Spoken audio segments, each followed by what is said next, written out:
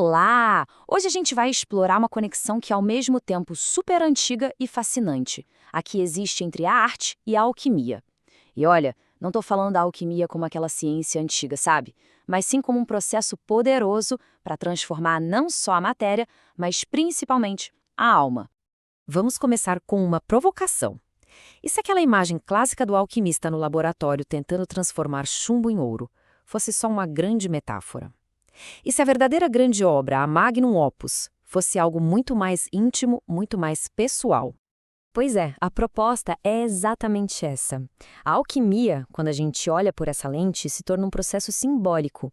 A famosa transformação do chumbo em ouro vira, na verdade, uma metáfora para a nossa jornada interior. A purificação do nosso ser mais bruto para a gente poder encontrar o nosso ouro interior, que nada mais é do que a nossa verdadeira essência.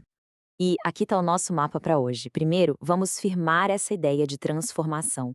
Depois, a gente vai visitar 3 laboratórios bem diferentes, onde essa alquimia acontece. A nossa psique, o nosso espírito e até nas palavras de um livro.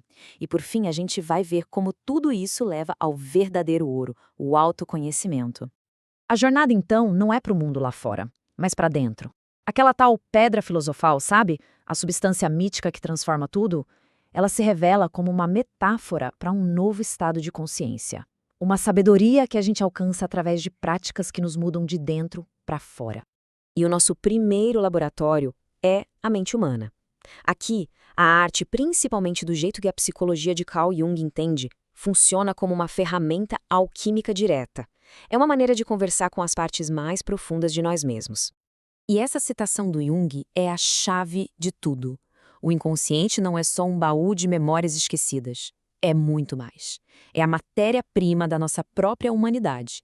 Um reservatório gigante, poderoso, cheio de potencial criativo e de transformação. E essa imagem ilustra a ideia de um jeito brilhante. O inconsciente é a prima matéria do alquimista. É como esses blocos de argila, algo bruto, sem uma forma definida, mas que contém todas as possibilidades. É daqui que a transformação começa. O ponto crucial aqui é que o processo criativo não é um ato de força. Não se trata de impor uma vontade sobre a argila ou a tinta. É um diálogo. O artista vira quase um canal, sabe? Ele estabelece uma relação com o material para permitir que as imagens e as formas que estão lá no inconsciente possam vir à tona e se mostrar. E o resultado é este, uma imagem da alma. A obra de arte se torna um espelho. Aquilo que era invisível, um sentimento, um conflito, um sonho, ganha forma concreta. O mundo interior se torna visível, palpável, e por isso a gente pode começar a entender e a integrar tudo isso. Essa alquimia da psique através da arte é poderosíssima. Mas a transformação da alma não acontece só no ateliê do artista. Ela pode acontecer numa meditação, num estudo profundo. O ateliê é só um dos muitos lugares onde a gente pode trabalhar. Agora a gente entra no nosso segundo laboratório, o do espírito. Aqui, a jornada mística, como a gente encontra em tradições como a Cabala, é descrita como um processo de refinamento da alma, uma verdadeira alquimia espiritual. Um exemplo clássico disso é a história de Jacó. Ele começa num estado humano, limitado, e depois de uma noite inteira de uma luta intensa com o ser divino, uma luta que na verdade representa um conflito interno profundo, ele é transformado. Ele ganha um novo nome, Israel, que simboliza um estado de transcendência, a superação de uma barreira fundamental no seu ser. E aqui está o ponto central. Dons espirituais como sabedoria ou intuição não são coisas que simplesmente se ganha. Eles são o ouro que resulta desse processo de evolução. São a consequência de um trabalho interior dedicado, de encarar os próprios limites para, enfim, conseguir transcendê-los. O nosso terceiro e último laboratório pode até parecer surpreendente. É o simples ato da leitura. Aqui, quem lê se torna o alquimista. E as palavras são a matéria-prima que vai ser transformada. Tem uma ideia na teoria da literatura que é simplesmente fantástica. Um texto, seja um livro ou um poema, é só tinta no papel, até que alguém leia. É a pessoa que lê que dá vida àquelas palavras, ativando tudo com o seu próprio repertório, suas experiências, suas emoções, para construir um significado que é único, pessoal. E este slide mostra o paralelo de forma perfeita. A matéria-prima do alquimista é o chumbo. A de quem lê é o texto.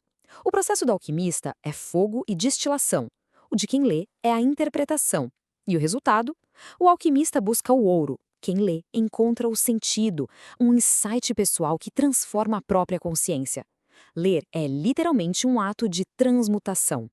Então, a gente chega à nossa conclusão. Vimos a alquimia acontecer no ateliê da psique, na jornada do espírito e na página de um livro. O que todas essas práticas têm em comum? Elas nos dão as ferramentas para a nossa grande obra. O objetivo final de toda essa alquimia, então, é o autoconhecimento. A grande obra é a transformação de si.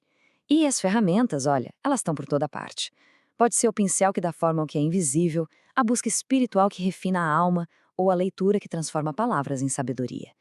Todas essas práticas usam a imaginação como uma ponte para o que é profundo, transformando a experiência bruta da vida em ouro puro, a sabedoria.